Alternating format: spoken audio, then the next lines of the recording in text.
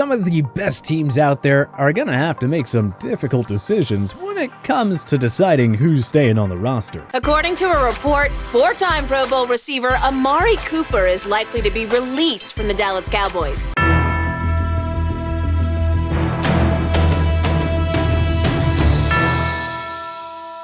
The 2022 NFL offseason is filled with several big-name players who could actually be released by their respective teams. But again, the whole salary cap thing means these 15 NFL stars could soon be released by their respective teams. Amari Cooper. In 2020, the Dallas Cowboys handed Cooper a 5-year extension worth $100 million. The deal was structured, however, to give Dallas an easy out after 2 years. The emergence of CeeDee Lamb as the new #1 wideout in Dallas makes Cooper and his contract expendable. His salary is way too high for a #2 receiver at this point, and the Cowboys have some tough business decisions to make. Moving out Cooper will save Dallas a whopping $20 million in cap space. That money can go towards retooling the offensive line and defense. Cooper should garner some interest on the trade market, but Dallas may have a tough time finding a taker for his lucrative deal. If they can't complete a trade, releasing Cooper for cap-saving purposes makes plenty of sense. He's a 4-time Pro Bowler who's done some great things with Dak Prescott, but the salary cap means you can't keep everyone.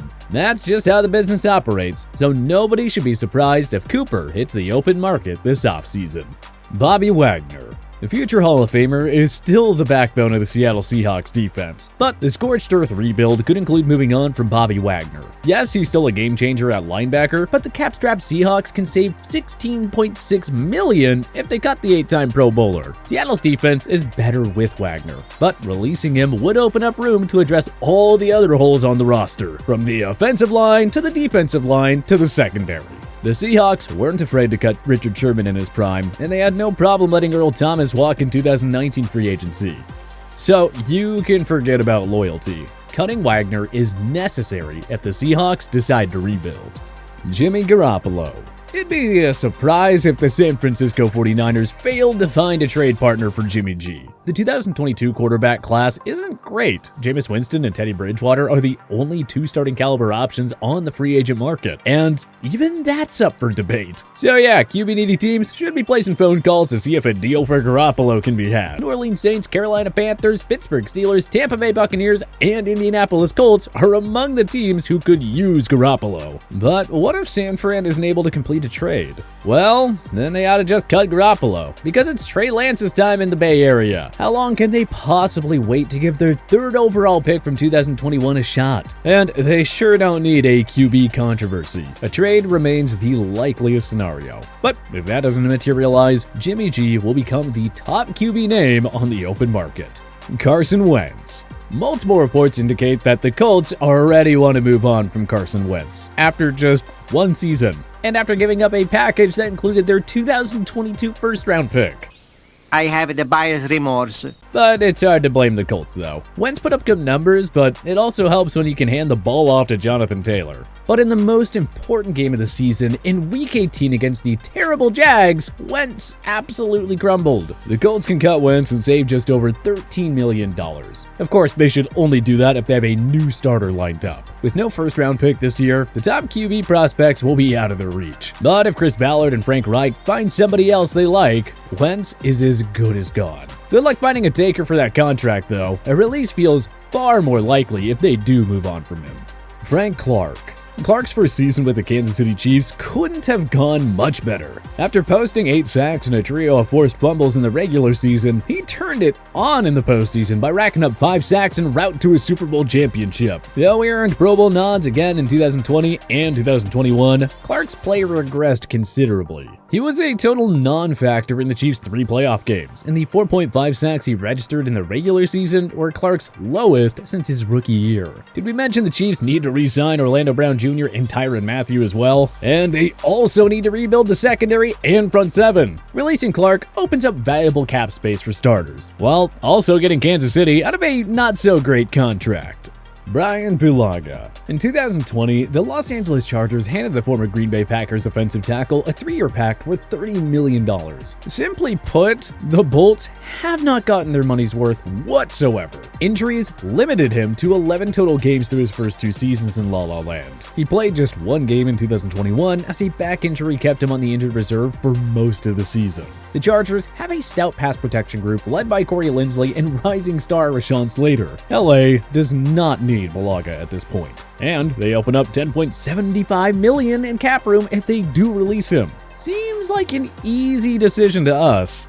BLAKE MARTINEZ. In 2020, the New York Giants handed Martinez a 3-year pact worth $30 million. The G-men got their money's worth in year 1 as Martinez spearheaded a surprisingly stingy New York defense that nearly carried the team to an NFC East Division crown. Unfortunately, in 2021, Martinez suffered a torn ACL in Week 3 against the Atlanta Falcons and had to miss the remainder of that year. New York's defense regressed mightily without Martinez, who now has 1 year remaining on his deal. Thing is, the Giants are filled with way too many expensive contracts. That's not ideal for a very bad football team that just brought in a new GM and head coach. New head coach Brian and GM Joe Schoen may feel inclined to start fresh across the roster. That could mean cutting ties with Martinez, whose release would save the team $8.5 million.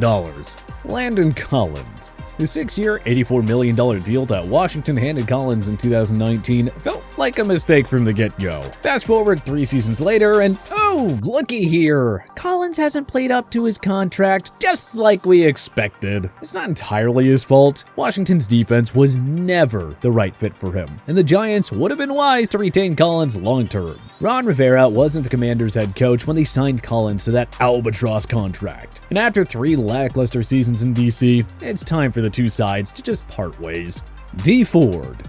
It's easy to forget how much the D Ford trade has flopped for the 49ers. After all, they reached a Super Bowl and an NFC Championship game in 3 years after acquiring him from Kansas City. Ford just hasn't been able to stay healthy since arriving in San Fran. He's been limited to 18 total games over 3 years, recording only 9.5 sacks. The 49ers can save just over $2.5 million if they cut Ford. It's more so the injury history than the production that will most certainly prompt San Francisco to move on from the star pass rusher. ZA'DARIUS Smith. Smith's first 2 seasons with Green Bay couldn't have gone much better as far as individual performance and stats are concerned. He earned Pro Bowl nods in 2019 and 2020 after racking up 13.5 and 12.5 sacks in those 2 seasons. Injuries limited Smith to just 1 regular season game in 2021, though the Green Bay defense performed very well without him. The Packers can save a tad over $15 million in cap space if they do release Smith. That defense is better with Smith, no doubt, but to save that much money when he can fill other holes across the roster, Smith feels like a good bet to get released, unless he agrees to restructure his contract considerably.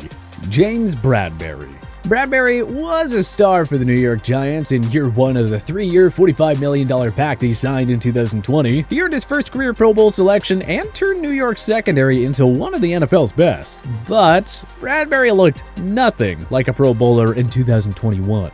Giving up far too many explosive plays while surrendering 8 touchdowns in coverage, per Pro Football Reference. And as we said on the BLAKE MARTINEZ entry, the new Giants regime may want to clear out some of those pricey contracts. The Giants clear approximately $12 million in cap space if they do cut Bradberry. Considering how frustrating his play was last year, that move feels like a no-brainer. New York needs to save up every penny they can to address that horrid offensive line, along with their many other roster weaknesses.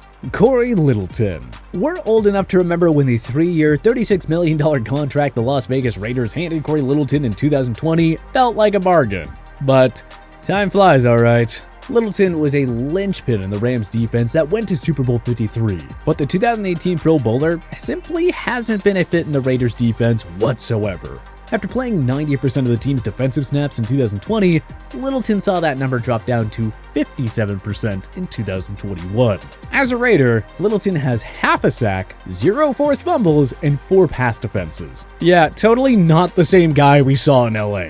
Vegas saves themselves $11.75 million if they cut Littleton, and it seems awfully likely they'll do just that. Trey Flowers. The 5-year, $90 million contract the Detroit Lions handed Flowers in 2019 was doomed to fail. You can blame Bob Quinn/Matt Patricia's ridiculous philosophy that a player who is great with the Patriots would be just as good in the Motor City. Flowers' first season in Detroit was pretty successful, as he posted 7 sacks and a pair of forced fumbles, but injuries limited him to 14 total games over the next 2 years. And even when he was on the field, Flowers wasn't exactly impactful.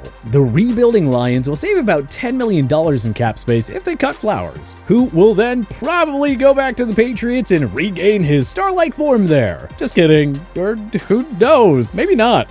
Bottom line, it's time for Detroit to admit that this was a mistake and cut Flowers. Jarvis Landry.